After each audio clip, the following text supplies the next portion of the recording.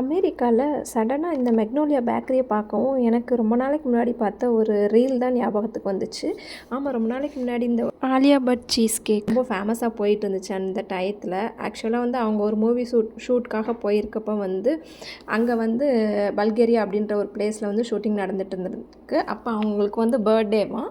So அந்த டைமில் வந்து ரன்பீர் கபூர் வந்து அவங்களுக்கு ஃபேவரட்டான லண்டனில் உள்ள லிட்டோ கெஃபேல வந்து ஒரு சாஃப்டாக வந்து ஒரு மில்க் கேக் இருக்குமா. அது ஆக்சுவலாக சீஸ் கேக்குன்னு எல்லோரும் சொல்லிட்டாங்க. ஆனால் அந்த மில்க் கேக்கு அவங்களோட ஃபேவரட்டாக. ஸோ இவர் என்ன பண்ணியிருக்காருனா லண்டன்லேருந்து அந்த கேக்கை வர வச்சு அவங்களுக்கு வந்து சர்ப்ரைஸ் பண்ணாராம். அதை வந்து ஒரு இன்டர்வியூவில் ஷேர் பண்ணியிருந்தாங்க. அதுக்கப்புறம் பார்த்திங்கன்னா அந்த லிட்டோ மில்க் கேக் வந்து ரெசிபியை ரீக்ரியேட் பண்ணி இன்ஸ்டாகிராமில் ரொம்ப பிரபலமாக போச்சு. இந்த பேக்கரியை பார்த்தோன்னே சரி நம்மளும் இதை போய் ட்ரை பண்ணலாம் அப்படின்னு சொல்லிட்டு நாங்கள் போய் வாங்கி ட்ரை பண்ணோம். ஆக்சுவலாக இது நல்லா இருந்துச்சு.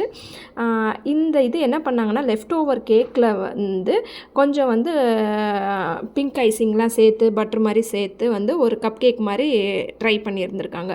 எப்போ அப்படின்னா 1996 வந்து ஜெனிஃபர் அப்படின்றவங்க ஒரு சின்ன பேக்கரி மாதிரி தான் ஸ்டார்ட் பண்ணியிருக்காங்க. அதுக்கப்புறம் 2000 பார்த்திங்கன்னா இந்த கப் கேக் வந்து பயங்கர வைரலாக இருக்குது.